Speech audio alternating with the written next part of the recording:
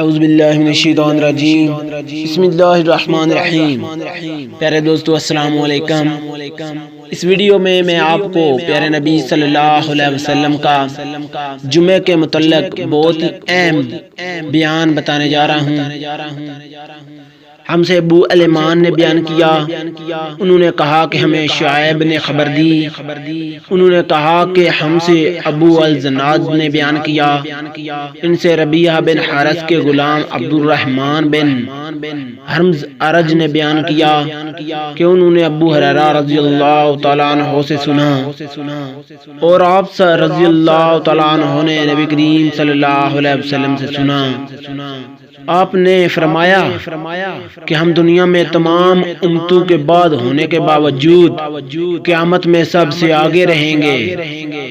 فرق صرف یہ ہے کہ کتاب انہیں ہم سے پہلے دی گئی تھی، یہی جمعہ ان کا بھی دن تھا جو تم پر فرض ہوا ہے، لیکن ان کا اس کے بارے میں اختلاف ہوا اور اللہ تعالیٰ نے ہمیں یہ دن بتا دیا، اس لیے لوگ اس میں ہمارے تابع ہوں گے۔